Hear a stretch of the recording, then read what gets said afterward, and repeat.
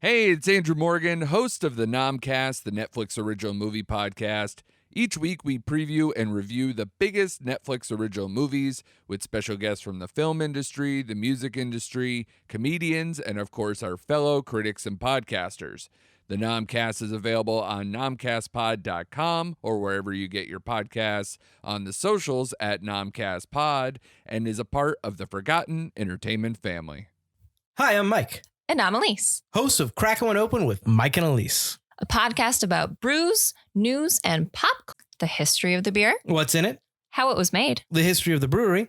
along with tasting notes and more fun facts. After that, come chill with us as we bring you the latest in pop culture news and reviews. So check out Crackin' One Open, part of the Forgotten Entertainment family. Biological entities designated as human. Observe the exits of convenience at the locations designated as front and rear of the examination room. When ejected from testing, the hive mind suggests that the exit at the front will allow you easy access to the empty field that you will be left in. Salutations. Every episode we do is just a lead up to Forgotten. She clearly stirred her coffee with her glasses. I was like, what are you doing? This is not jazz, dude. They eat it like a They're jam. like motorboarding the next. Yeah. Keep it spooky, y'all. Hi, I'm Mike Field, I'm Mike Butler. and you're now entering the world of the macabre, where no one will save you as you bleed out. Welcome to Forgotten Horror. Week 2. Each episode will discuss a film that was forgotten by audiences. Perhaps they were too busy running from feral vampires on the snowy tundra. Maybe they accidentally drank a vial of slime and became Satan personified. Or maybe they're just having nightmares after reading a few good books. We'll discuss what we love about the movie or perhaps don't love about it, but we'll always recommend you revisit it.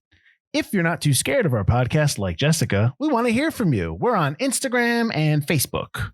Find us or we'll find you. Our podcast is available on all platforms, including YouTube, for your listening displeasure. You threw the YouTube in there. I did. Interesting. I know. Well, we could talk about that later, but that's more of a behind the scenes podcast thing right there. What's going on? Nothing much. Just, got locked into a small town for 30 days. Couldn't leave. All dark.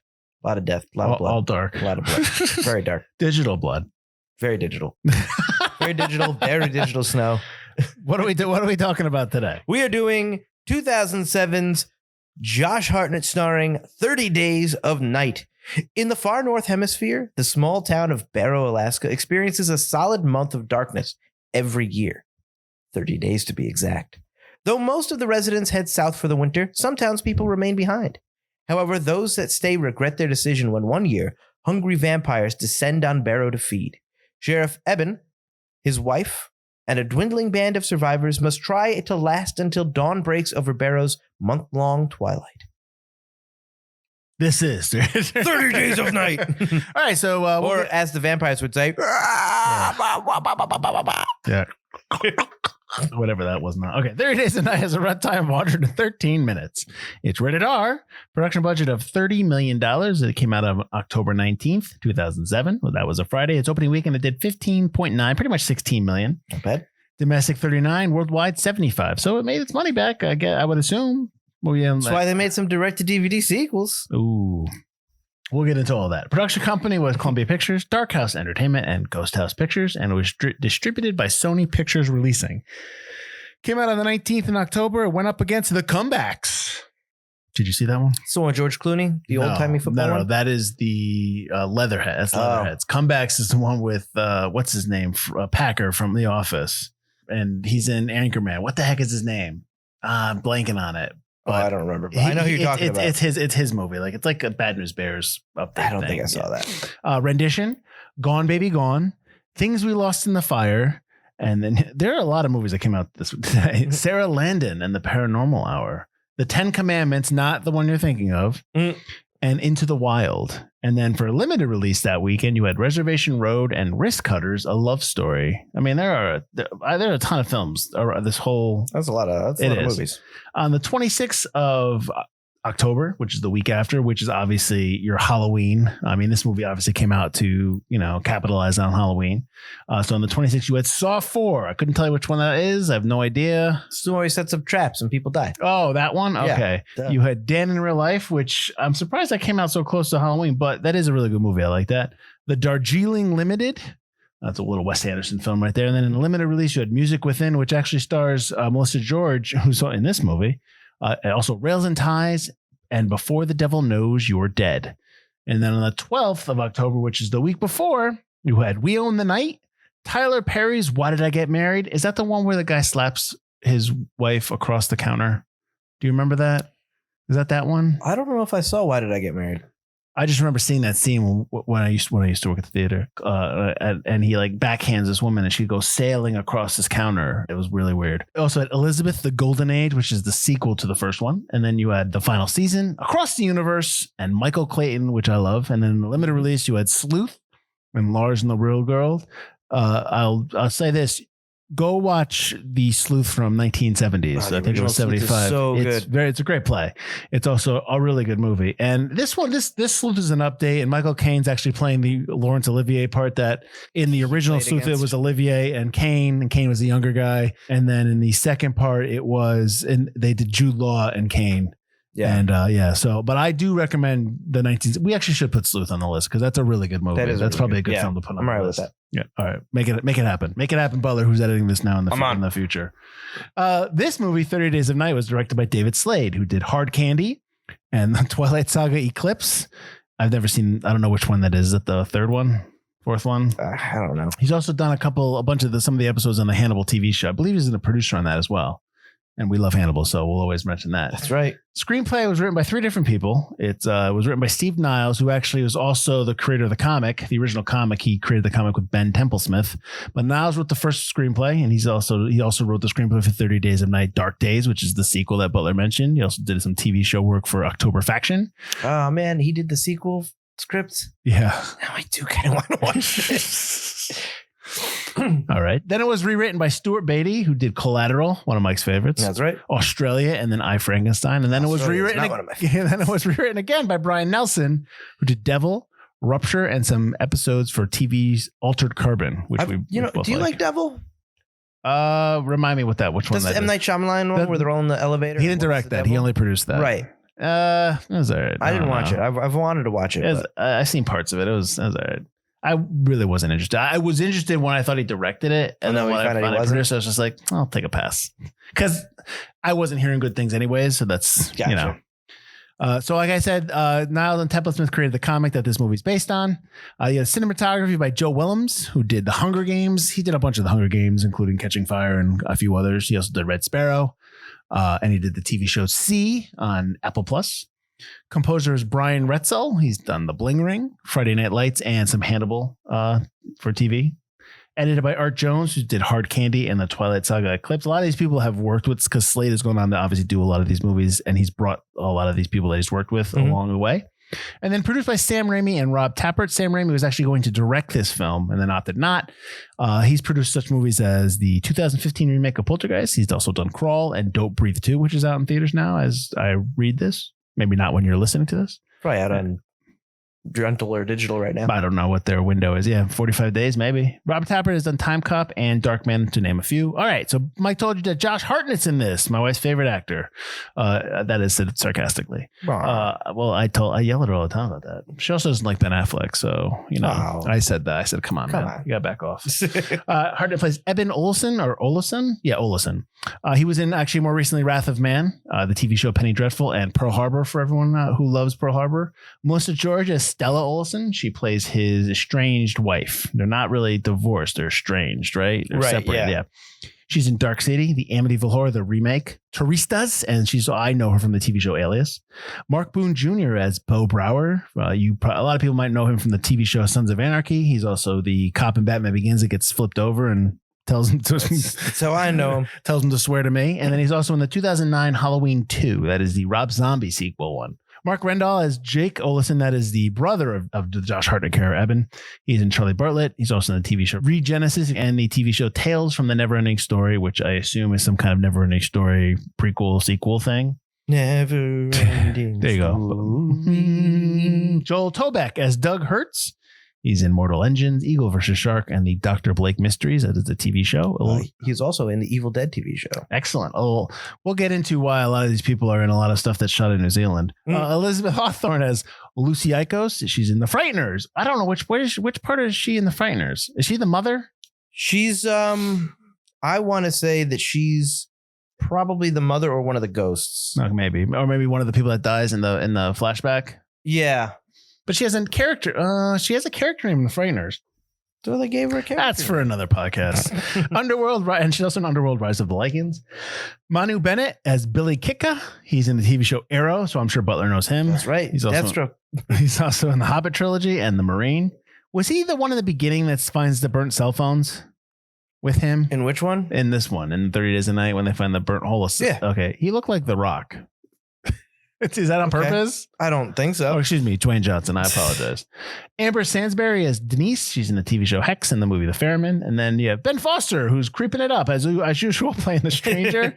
He's in Hostiles, 310 to Yuma, which is an episode we did, and Hell or High Water, which is an awesome film. Danny Houston as Marlowe, the head vampire. He's in the TV show Yellowstone. He's also in Children of Men and The Aviator. And then Megan French as Iris. And the only reason I have her in here is because she is in Judy Moody and the Not Bummer Summer. And I just wanted to say that credit. All right. So I mentioned that briefly about New Zealand. I did not realize that this movie was shot on location. I didn't realize that until the end. And I was like, I was kind of bummed out. The most opposite place you should be filming it. Listen, I'm not expecting people to, be in the wintry weather when they're shooting this. I get it. But I mean, come on. I mean, it just when it's in New Zealand and everything's fake and it's all salt, and I get all that. You want to control the environment, but at the end of the day, I mean, don't you want some kind of realism? Apparently not. I don't want to get cold, man. It kind of bummed me out because I just think of The Thing. I think of like how The Thing was and how, you could feel the cold coming through the screen. And in the movie Sleepy Hollow, where they shot on sound stages, but they made the entire soundstage atmospheric, and it was like cool, and it was like they chilled it and stuff like that. Like, or even when I did the Hateful Eight, because when we did the Hateful Eight for on the QT show, right? They put the set purposely at 30 degrees. They made the set cold so that you would. Yeah, it's like. Well, they also had outdoor shots that were, also real. I don't think any of these, like in Hateful Eight. Oh, no. I get that. Yeah, no, I don't think any of these shots were real at all. Listen, I understand why you don't want to do that, because it makes the production budget goes to $30 million. It makes a nice little easy thing to do. I get it. But that just kind of, I don't know. It's a knock for me. Not, you know what I mean? Not that I'm going to be like, I hate this film, but like, it's just kind of, oh man, come on. Like one of those things. I mean, the entire movie, the snow looks so fake. Well, a lot of it's digital. Yes, of course, which is fine. I get that. But even like some of the set snow, like the snow above the cars, especially toward the end, Melissa George's character is under a wrecked car, and the snow that's piled up above it just looks like foam. It just looks like painted foam. Yeah.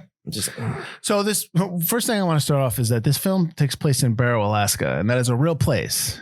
Not anymore. It's not Barrow anymore. They changed his name in 2016 to Utqiagvik. I learned that, so that's why I want to say it. But the reason why I'm bringing that up is they actually don't have 30 days of night. They have 66 days of no sun over the horizon. Well, they wouldn't live for 66 So from November 18th to January 23rd, it is 66 days of no sun breaks the horizon. That doesn't mean it's completely dark. It's like Butler said, it's a little in the twilight. Yeah. But wow, 30 days I thought was tough. 66, woo. And this town has been used. Right. This town of Barrow has been used in other movies and TV shows as well. It was featured in An Idiot Abroad. Carl Pilkington actually went there on the ice, and then the movie Big Miracle. That's the one about the whales that were trapped in the ice. So this location has been used before in other films and other TV shows. So it's no stranger to that. But the first thing I wanted to bring up was the credits in the beginning when it's talking about Barrow, Alaska, the northernmost city in the world, that kind of thing. Right. And it's like, it's nothing for 30 days. It'll be a roadless wilderness. And I'm like, are there roads in wilderness? Like, do you need to say roadless wilderness? I'm pretty sure there's no roads in the wilderness. That's the whole point of wilderness. That's the whole point of the wilderness. There's no roads. It's the northernmost city in America, the United States, I think. That's what they're saying. Yeah. Oh, well, I don't know. Because that would be the city in the other show. Fortitude. Well, it's not called, but Fortitude is the name for the show there's name for the city in that show, but that's actually not the real city's name. Yeah, but I can't remember what the real city's name. Fortitude's really good. I tried to get you to watch it a couple times, but I watched the first season. Oh, you did? Okay. The second season. Yeah. You didn't watch the second season? Dennis Quaid's in the second season. I know. I just haven't gotten to it yet. All right, we'll get off that. We're not talking about that. Okay. So you never saw this movie. No, I did. I'm going to go to me first before we go to you. Okay. And then we'll go to you. All right. I remember when I saw this movie, I liked this movie. I think I was more surprised about this movie. Maybe my expectations going into the film were just kind of like, all right, let's see what this is about. Right. And I was pleasantly surprised. I enjoyed it. But second rewatch, I will say that some of the cracks show for me. So we can go into that. But I'm curious what your first initial reaction of somebody who has never seen 30 Days of Night. It was all right. Dynamite. I think that commentary. I think that it gets a little bit more like everybody who's watched 30 Days of Night goes, oh, it's so good, you got to watch it. And then I watched it, and there are some stuff that surprised me. There's some interesting aspects to the film that does separate it from the usual, vampire fare. But at the same time, like you said, there's a lot of cracks in the film that I'm like not a huge fan of. Well, let's start off character stuff, some story stuff. Well, let's start off the positives. Let's start off with some stuff that you really liked about it. Despite the snow looking really fake. Okay. I said start off with positives. I do like I like the setting. I like the location setting, yes. the location. Yes. I like that it's all these disparate kind of buildings that they need to move from place to place. Mm-hmm. I like that it gets started very quickly. I like that Josh Hartnett's character isn't just reacting to these vampires. He's very take charge. He's not like an idiot. They very quickly realize, hey, these are vampires. It's not like, what are these things? Well, maybe you'll just someone does say, let's reason with them. What do they want? But for mostly it's just like, no, let's shoot these things and run. I also like that the vampires not only did things get started, the vampires don't just sulk around the entire film. The vampires take over this town. Mm-hmm. And I think that's a really interesting, really cool aspect to them. I like that the vampires are gross. So there is a lot of stuff to like. It's just some stuff in the story and the way they handle it. And I think maybe the pacing toward the end is where my cracks start to show in certain characters. I agree with you. The setting's great. Location's great.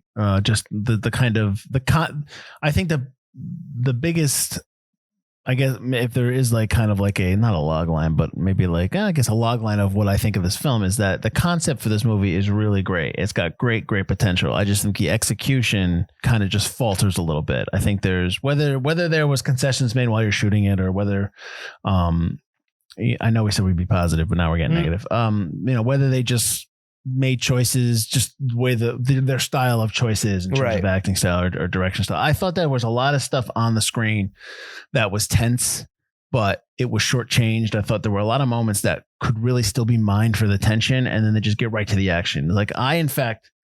So we start off with the stranger, which is Ben Foster's character. And you see the ship in the background, so you're taking that all the vamps are on the ship. Yep. That's how they got over here. The stranger's not from the town or is from the town. See, I didn't get. Oh, he's not from the town. But I didn't understand why they said, because the character of Marlowe says at one point to his vamp buddies, we should have come here much earlier. Mm-hmm. I don't understand how they figured out to get there. Maybe I don't need to know that. I'm just saying that. I mean, I always figured that the stranger just kind of was like, hey, there is this town in Alaska. See, now I understand that the stranger is doing, he's taking, he kills the dogs, which is obviously just so they won't warn everyone that they're coming.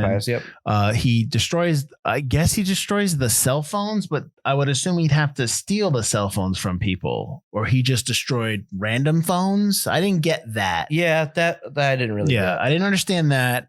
He destroys the tower, or he destroys the electrical station that kills all the power and stuff like. Well, it's not him. That's actually the vampires at that point. But he does a bunch of stuff to get ready. I thought that when when Eben sees him in the diner and he's called, I just want raw meat, and then he arrests him.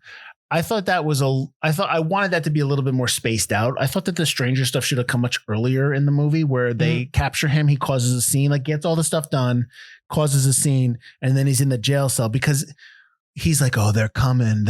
But it's like, they're already here. Right. So that's not scary to the audience because we've already seen them kill somebody. We've already seen them on the hunt and attack. Right. So I'm not really I already know what he's talking about. And so it doesn't make his stuff in the jail cell menacing at all. It just was like, yeah, all right, we know. Like, Right. so I thought there was some that kind of, I thought the stranger came too early. That's all I'm saying. And there's little things like that. There's stuff like they just have a scene where they go into the house to kill that couple, his friends. They just cut to the house and they get them. The guy that turns couple? later, he turns later when Manu Bennett's when character? Evan, no, not Kiki, or is it Kiki? Is that Billy? his name? Yeah, no. The couple that he ends up seeing the dude underneath the house. Evan sees him underneath the house later. The couple of the dog owners. They just cut to them. It just felt like it was just placed in there. So there's stuff like that. Right. Kind of. Well, that's the other thing. The main survivors, the main group that he's with, you don't really get their story. You don't. The people that you're with, the couple with the dog should be the group of survivors. Yes. And they should be with them and maybe see them one by one get killed off, but not in that cutaway scene. You don't get to know any of the characters. Right. You get to know Eben and you get to know a little bit about Stella and all that stuff, but you don't know any of the people, like the guy I can't remember the guy, but the guy that gets turned. Oh, right. Yep. He's an Inuit, right? Is that he says his family died in a car crash? That's Isaac. Yeah. Yeah. Okay. Unless I missed it, I didn't know that. Like any of his stuff when he starts. No, absolutely. Yeah. I think it was a cut scene. It must have been a cut scene. So when I knew he turned I knew he was turning as soon as his hood was up when they were in the grocery store and they were trying to decide about leaving. I'm like, well, clearly something's going on there. And then he's turning and he says he just wants to be killed. And then he starts talking about the story about how his wife and his children died and a drunk driver killed them and he wanted to join them. He's always wanted to join them, but he's never had the courage to do it. So he asks Eben to kill him because he's obviously becoming a vampire. He wants to go be with them. But it's like, it's a nice moment.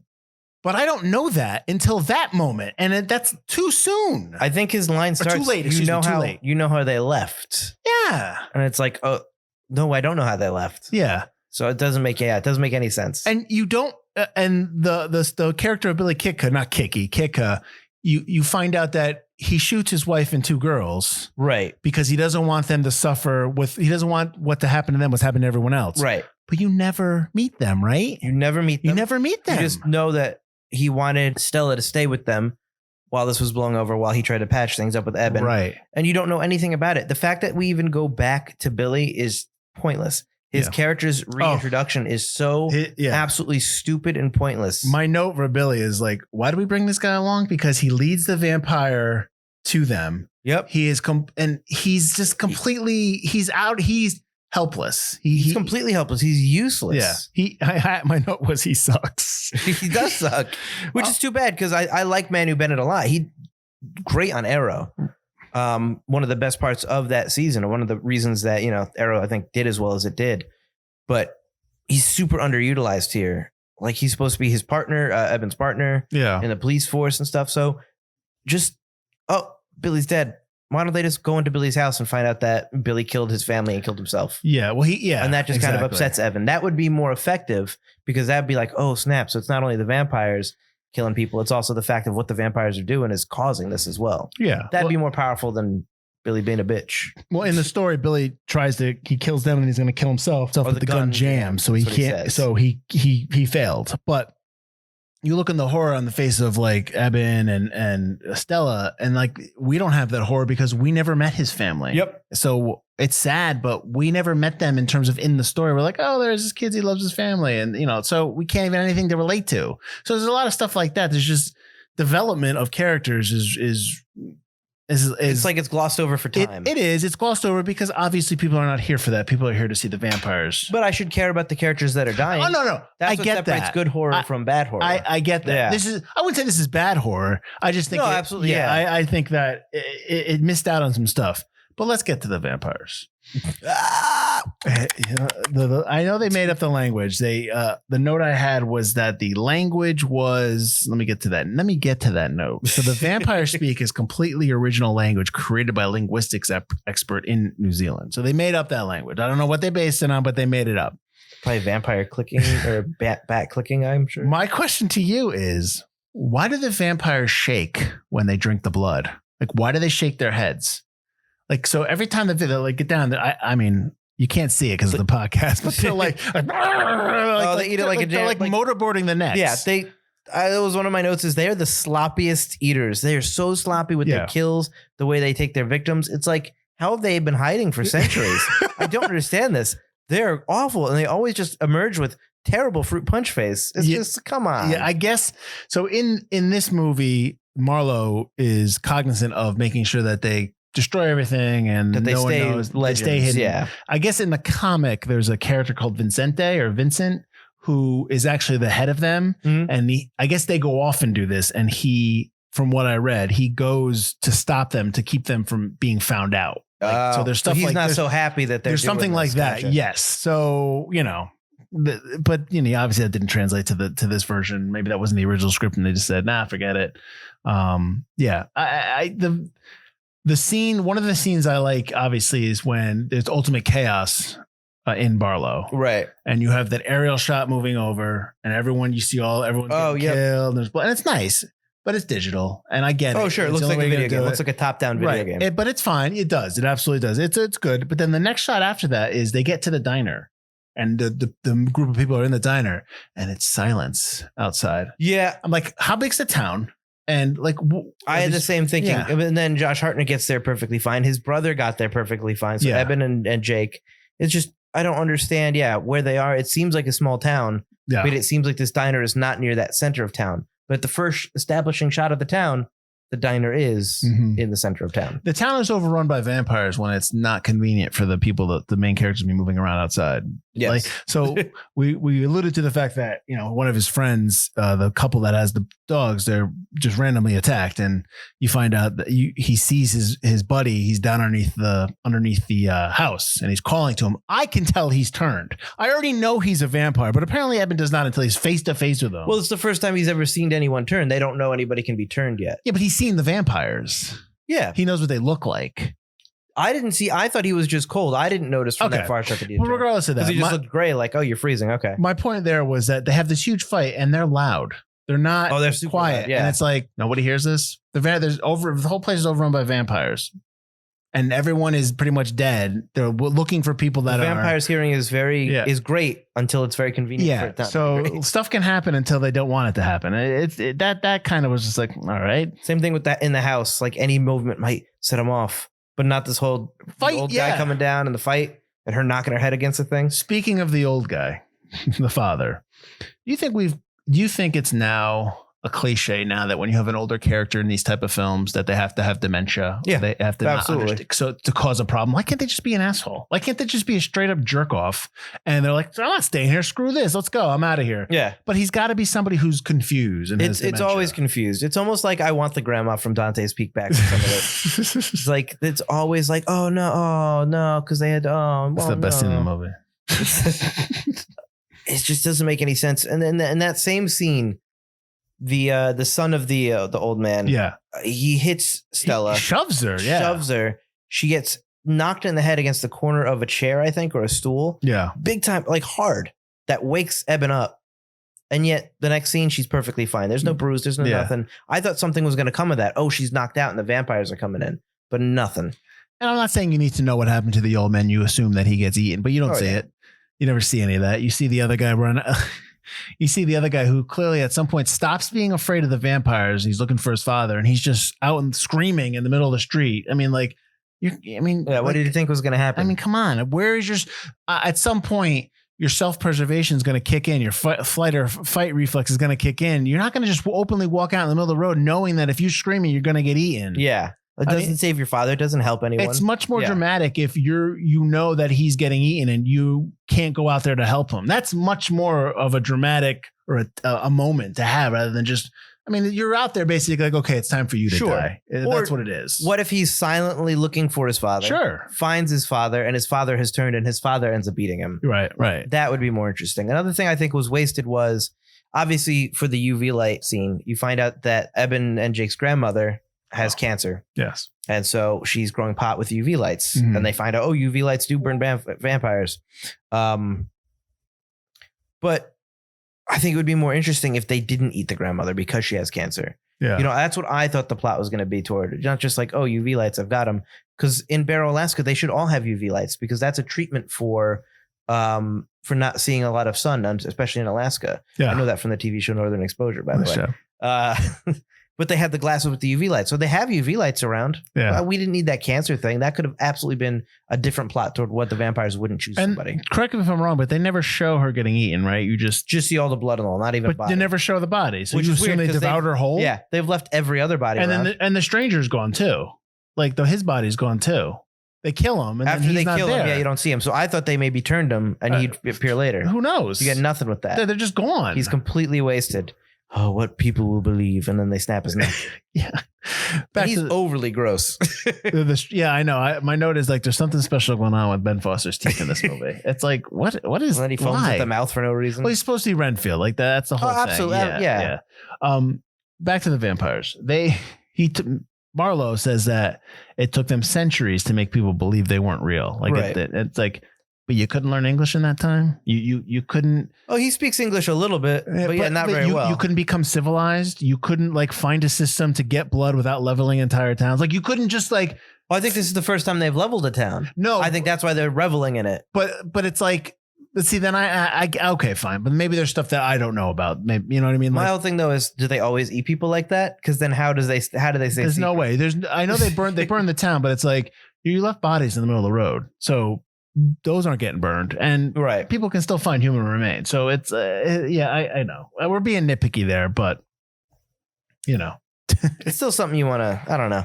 It's not bad. It's just there are things that are left out. were there any moments that in the movie that I don't want to say did you get scared, but were tense for you where you No. yeah I was just gonna I say didn't think the movie was tense at all. like when the I guess it's the Denise character because she's the one that escapes and she comes out of the wherever they're working the mines or the tunnel they want to work at the pipeline Oh, okay. Yep. because and she comes out with those two guys and they're like they're gonna have a threesome that's the inclination like go back to their place Yeah. so the vampire I was wondering if I'm like oh what they don't like threesomes the vampires don't like threesomes but it was just like let's go yeah and I'm just like what is this scene what is going on here What I didn't like about that scene is a vampire clearly runs and takes one of the guys, yeah and they're looking around like, "What just happened?"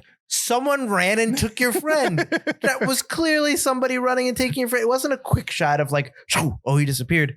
A vampire ran up and grabbed your friend and carried him away. mm-hmm. And you're just like, what?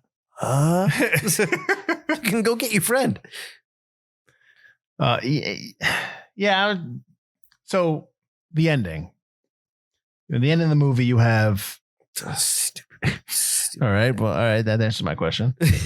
So Eben, at the end of the movie, decides that he's got to fight them off in order to protect Stella, because if she runs, she's hiding under a car and they're burning the town down because they popped the oil line.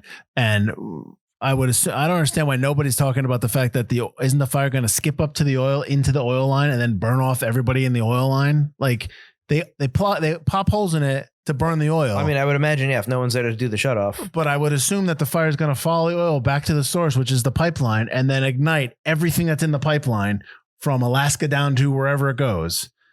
I'd have to imagine there's some kind of we don't talk about that.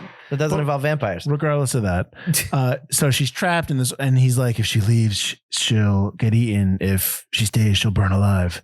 And his decision is to shoot himself up with vampire blood that he finds, and it's like, okay, fine, whatever. But your transformation is awfully painful and fast, which happened for nobody else. Yeah, no one else was fast. No one else was painful like that. Yeah.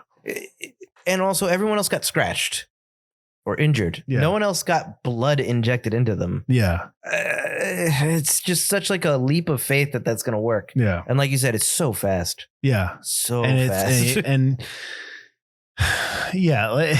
And even the fight at the end, I like the fact that he just walks up and they start fighting. Yeah. But the way he kills him is just, oh, he's dead now. Like it was just it was random. Oh, I kind of like the way he killed him. I'm not saying I don't. I like the stump through the I don't face. necessarily not like that death. Right. I just think it was just like, oh, it's over. Like, it was almost like It was a little like anticlimactic. A little bit. You'd like him to kick the other guy's ass a little bit more, fight some of the other vampires. But even Marlowe's introduction was not anything special either. He's just there. Like, he's just like, okay, I guess he's the leader. Yeah, there's no like. I mean, listen. I know that we've been trained in movies for cliched openings and pan up from feet coming in, but there are ways to introduce your villain. There are ways to introduce your hero. There's the introduction of the Marlowe villain is just here he is. Yep. And then I got to keep looking at the bald guy all the time. They keep cutting to this bald guy that's a bald vampire. Every single time. And then there's two bald vampires. Then I got confused. And there's the lady vampire. Yeah. Now, were their faces done prosthetically or was that digital? No, they were done prosthetically. Okay. They had like kind of stretched back skin, which I thought was interesting. I like the look of the vampires. I did too. They were very interesting. I did too. Their teeth are fine. They had very creepy teeth. They had very weird ears, the stretched back skin. Mm-hmm. It was a good look. Yeah. It was very similar to actually the Colin Farrell, trying to make him look like a shark look.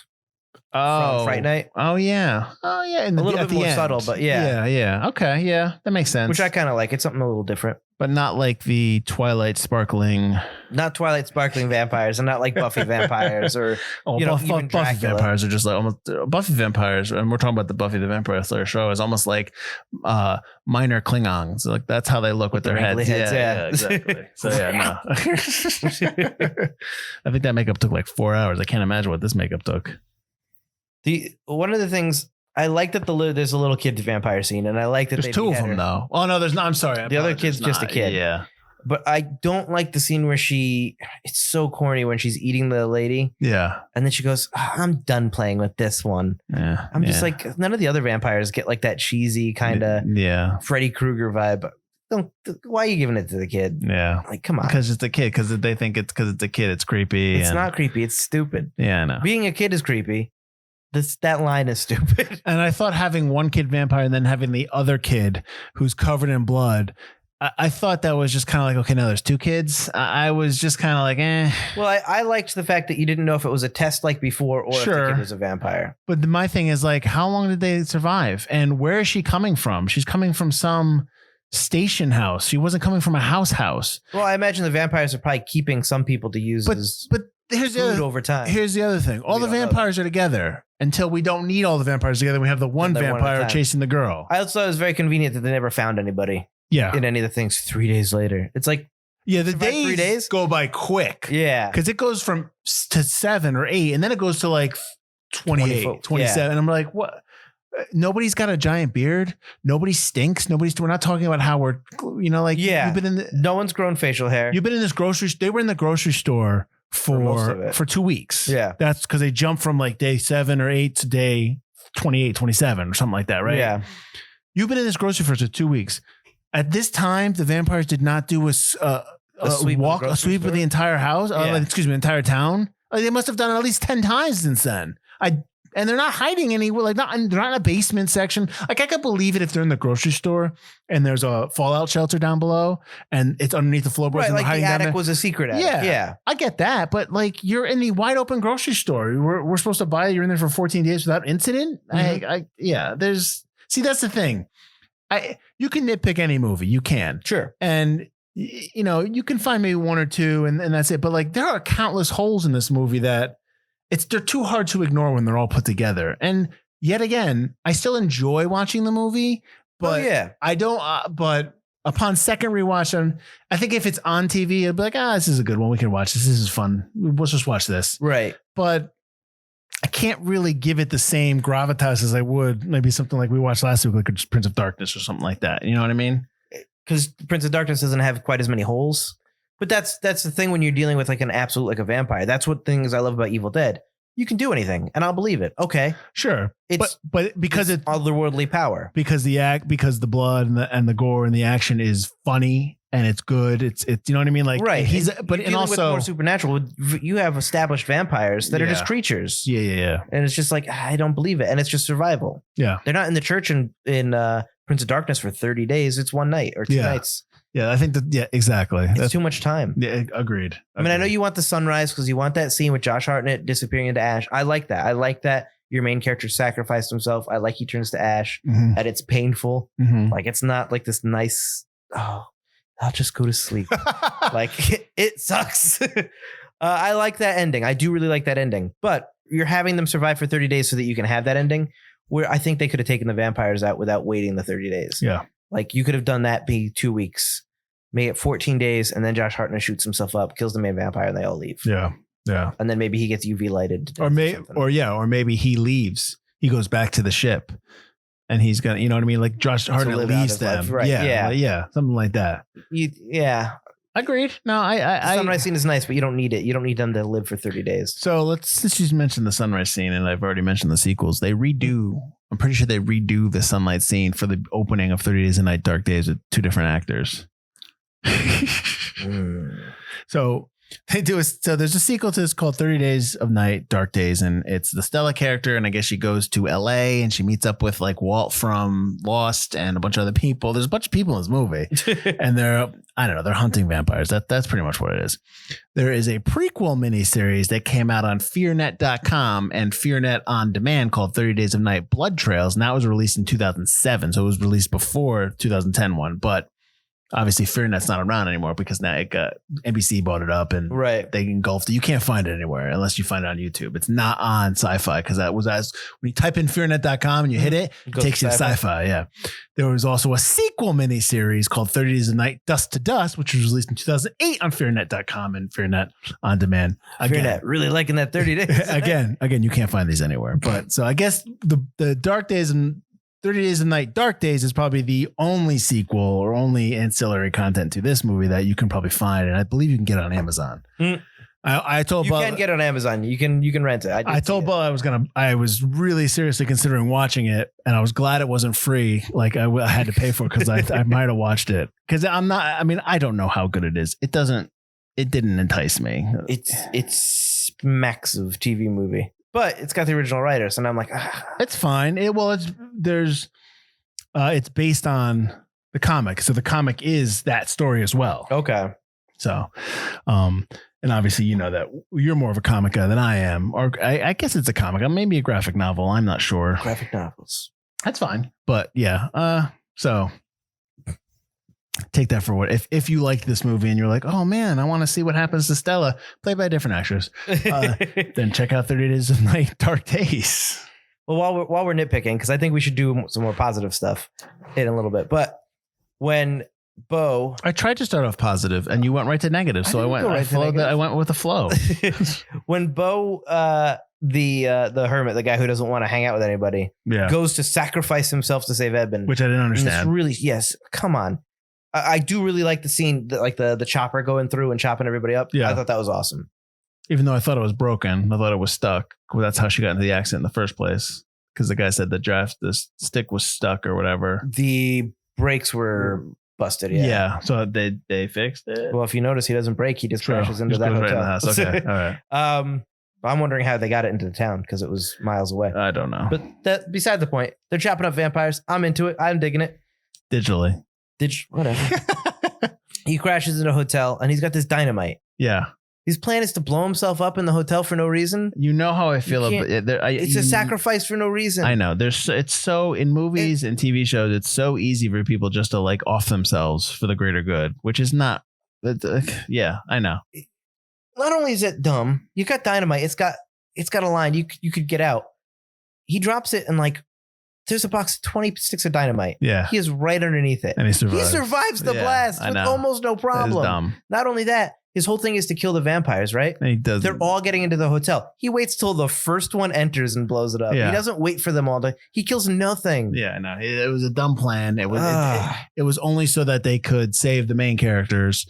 Give them. But did he need to be saved? No, I just. They didn't know where he was yet. I don't know. It was almost like, okay, it's this guy's time to die. It's almost, we've got these people.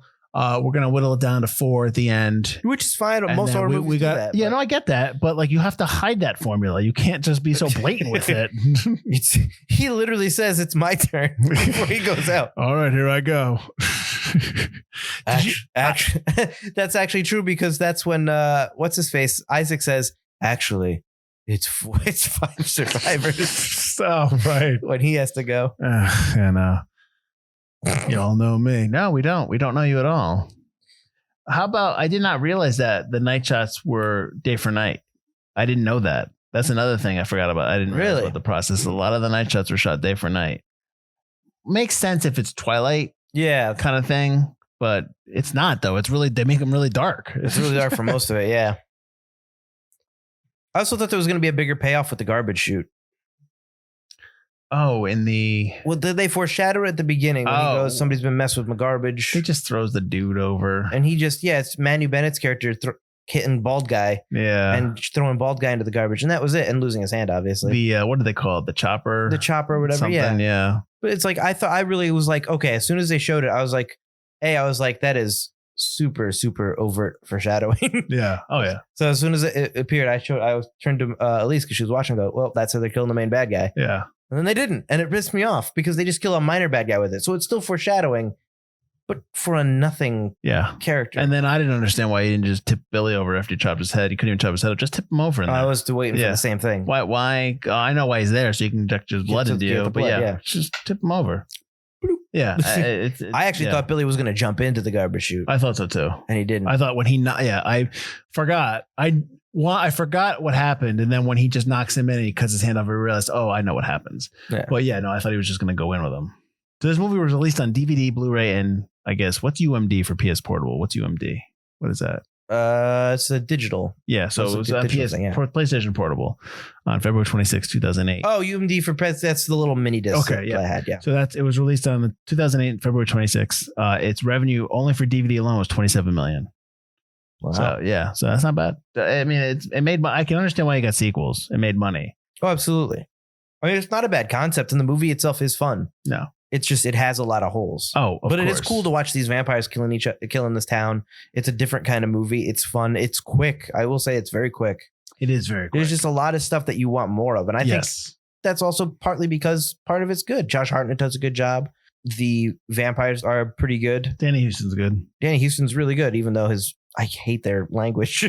And Ben Foster, as usual, is Creepy. fantastic. He's Yeah. creepy. He's super underutilized. The only As time he's usual. utilized well is when he's creepy or a bad guy, or he Yeah. dies right away. Well, it's what he's interested in. But Yeah. to take your tact, this would probably be a better limited series. This will probably Going be. with the limited It series. would be a better show because you could take your time. The vampires can't talk like that. They're going to have personalities and talk with each other. You're going to have to make them characters For sure. But you could, and I don't want to see second seasons and third seasons. But just do one season, just do a limited run. But then you're able to stretch out the 30 days of night. You can, you know what I mean? You Make it more believable. Yes. And maybe if they're really so hell-bent on not being found out, then maybe they don't start just killing willy-nilly in the beginning. They take their time and pick off people one by one. Until they're really assured that they can get it or done. even then, it maybe not make it like 60 vampires, maybe just make it like 5, like, you know what I mean? Like, Sure. so that they're outnumbered. So that's why they have to be careful and stealthy and stuff like that. Then you can, but it's not my story. Yeah. So, whatever. I think the stealthy vampire is that's why they went with this all-out attack. I got you. But I think you can still do an all-out attack. But I do agree you need more with the vampire personality. Like when he kills when Marlowe, the head vampire, kills his girlfriend vampire. Oh, yeah. I didn't care. I don't understand why he ate her. Now broken must be broken. Yeah. It's like, okay, so you have to kill the injured because you don't take injured with you. Okay. So I guess they don't have super healing or whatever. I guess not. But well, not when you get burned by the sun. the UV. Not when you get. Yeah, that's kind of fatal. Well, not that you die, but it's permanent. Oh yeah, because the ones that get shot are still all right. Yeah. But it's just like I don't care because I don't care. Like I think it's really interesting when you have like terrible vampire but they, you kind of feel bad for them when they lose one of their loved ones or whatever. Not that you feel bad, but you're like, I don't all feel right. bad. But like this, it's like I don't care. Yeah. All right. So you're eating. It never happens again. It never is dealt with again. It's just another thing that they're showing off Well, and then he bites her, and I understand that. to kill her. But he drinks her blood. I would imagine he drains all her blood. Why? Well, that's our tradition. Okay. That I didn't. Let's break her neck. Can't break her neck. You got to chop her head off, all the way off. I know. I love that too. He's like, we don't want anyone turned, and like people are getting turned, and it's like, shouldn't you be yelling at your guys, being like, what did I say? Yeah, I told you I want people turned, and you're turning people. turning like 4 or 5 people, turning a bunch of people. Stop. I don't want any more people back on the boat. It's cramped as it is. I'm not sharing any more space in the bed. I'm curious, did Elise like it again after she saw it the next time? I think some of the things I was pointing out, she also had some issues with, but I think overall she liked it. Mm-hmm. I know that this movie is why she doesn't like characters with gross teeth like that. The pointy. Is it scary, you mean? Yeah, she doesn't like because of 30 Days of Night. I'm not going to say it. So she doesn't like that kind of. It's like I know that the vampires kind of creeped her out when she watched the movie. They're creepy looking. Yeah. But other than that, I mean, I think she likes it still. Then she doesn't. I think there's still issues. She must not like Blade 2 then, because they have like mouths that are like. Yeah, she hates. Yeah. She hates. I showed her like a picture of Butler. I'm not watching that. Yeah, I'm trying to think of like other vampires that have weird teeth. That's right.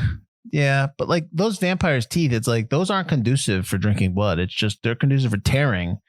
But but like they're so protruded that like, how are you drinking? Yeah, I know. Yeah, like you're looking like though. I guess that's why you shake like you have an epileptic fit on their neck. So they force it into your throat. I'm like, why do they keep shaking?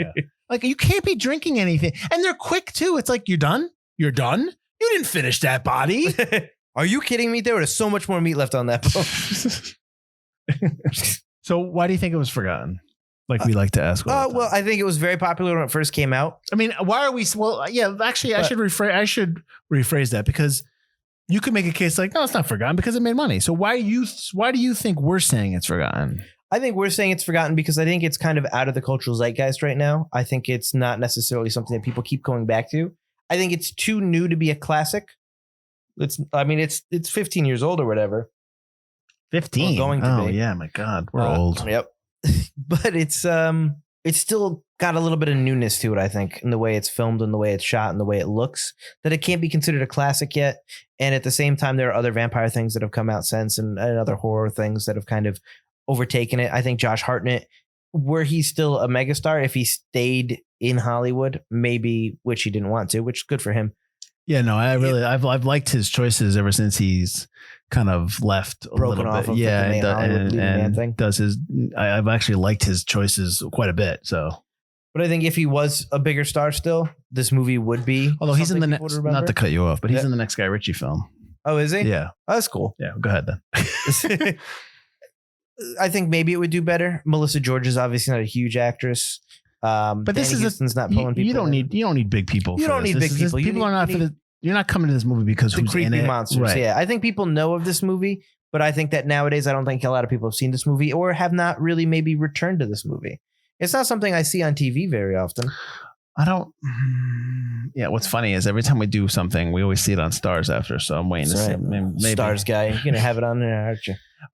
I'll say that I know that Raimi wanted to do this film because it was different from the other horror genre movies that were out there at the time, which you're looking at Saw 4 that's coming out the week after this. When this came out, I think you had a lot of torture porn. Torture, yeah, all that was coming out back then. So you had a lot of that stuff. And I think that's part of the reason. And even now, moving on from that, you've had most horror now is more ghost story like, definitely more the low budget stuff, like where you're Paranormal Activity and all that stuff. Like it's definitely like that kind of like the Blumhouse model and stuff like that. It's really quick and short, but it's always creepy. And you're just getting into what would be now horror. What's now you get stuff like Midsummer and Old, and I do like going back to the creep horror. Like, I think with Get Out, you've had a lot of that, and Us. A lot of more 1970s type, psychological type I think stuff. You're going to get a lot of that in the next 10 years, simply also because of the pandemic and just people's lack of being helpless and stuff like that. I think that's going to come out. I really want slasher flicks to come out. That I'll wait. But I do think that this movie is something where it was it wasn't what horror was maybe back then. I'm not trying to make a blanket statement about horror movies because I don't know that as much about a lot of the people that I know. But it was something that was different and probably why it made a lot of money. And now moving forward, you don't really have a lot of films like this moving forward. They didn't even get a sequel straight to cinema. I got a sequel straight to DVD. Monsters, I think, are always hit or miss. And even if they hit, they kind of vanish pretty quickly. Well, this is maybe towards the tail end or the latter half of when vampires were kind of everywhere. Like when they had True Blood and all the movies are coming on. True Blood was probably just starting now. Was it? Yep. Angel had ended. But just ended. The Blade trilogy was over. This is probably when zombies like Walking Dead and all that stuff, like the zombie stuff started coming, right? Walking Dead was more like 2010. We're like right before. I'm saying that that's where it was like. Oh, sure. The Resident Evil movies were definitely going on though. Yeah, but the Resident Evil movies were towards the latter stages of the Resident Evil, where they're more like sci-fi action. Oh, right? Yeah. Yeah, I don't know. Like again, I don't know a lot about the horror. Twilight definitely ruined vampires for people, though. That's for sure. That's probably accurate. Absolutely. So this is probably around the time of the second Twilight movie, or even the first Twilight movie, and this is when it's going to be. Yeah, that's probably accurate. As soon as they came out, they cheesed them up so much that people didn't even care if you even tried to do one. That's true. You never know. Maybe they'll come back. I hope they come. I always liked vampires as a monster, but. No, they've just how many times you got to keep doing it? You got to keep doing it and doing it until. I mean, I get it. They're classic. I know it. I don't think anybody would hate on the fact if Universal opened up their monster movies and brought them back. You know what I mean? I know they tried to, but The Mummy's an action film. The one with Tom Cruise. It's not a horror film. It's an action film. So I know Blumhouse is doing one of the other monsters now after the Invisible Man movie. I don't remember which one they're taking on. And then I know that there is a Dracula movie coming out that takes place in a kind of unwritten about part of the book where Dracula is actually on a boat headed to his new estate, and he kills everybody on the boat. So the whole thing is what happened on that boat while he was there. The BBC had a Dracula show that came out. Yeah, I still want to watch that. I haven't watched that yet. Episodes, but they were like 90 minutes. They're like movie length. Yeah. Stephen Moffat. Yes. Yeah. So you'll probably get a little. I think Stephen Moffat. I think of Doctor Who. Yeah, but he also did like the Weeping Angels and stuff. Yeah, like that. true. So yeah, now you'll probably get so yeah, there was that too. But yeah, now we're just talking. I mean, yeah, I know that we probably got too negative. I don't care. We're discussing the film, but it's definitely something people should watch and check out, especially obviously over the holiday. It was the still Halloween pretty cool. weekend. Yeah, it's definitely a good Halloween movie. Definitely an October film. I don't know if this is. I don't really. Oh yeah, it definitely came out in the right time. We talk about a lot of movies. Absolutely. This is a great release date. Absolutely, a couple weeks before Halloween. But I was trying to think, because it takes place in the winter. Is this a film that you would watch in like January, February? And I just don't think so. I think it's more of an October film. This is an October film. Yeah. Like there's so much blood. The Thing is when you can watch The Thing anytime you want, but The Thing is awesome. Like January, The Thing, like when there's a snowstorm out and you put The Thing on, cool, yeah. that's awesome.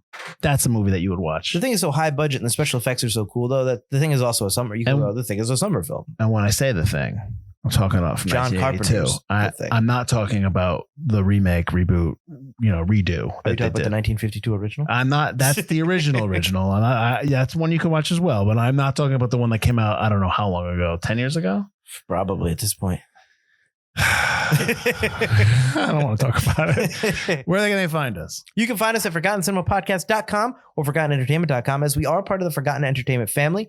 You can also find us on Google, Spotify, Amazon, YouTube. Yeah, go to YouTube. Anywhere you get your podcast, you can find us. We'll be there. Our podcast is on YouTube. Absolutely. Next week, Forgotten Horrors rolling on. We're doing a second John Carpenter film for some reason. From 1994, we're doing In the Mouth of Madness. So yeah, this is going to be a third Carpenter film, right? It's because I didn't know this one was John Carpenter. I just knew it was Ridiculous. Sam Neill, and I knew the plot line. And I Ridiculous. This is probably a little bit more. We're going to be, I don't want to say heady, but yeah, a little bit more out there, which will be interesting. That's cool. Definitely a change of pace from what we just watched. So yes. Okay. In the Mouth of Madness. That's next week. Until then, I'm Mike Field. I'm Mike Butler. And this has been Forgotten Cinema. Wait a minute. Forgotten Horror. Keep it spooky, y'all. I only get to do that 2 more times.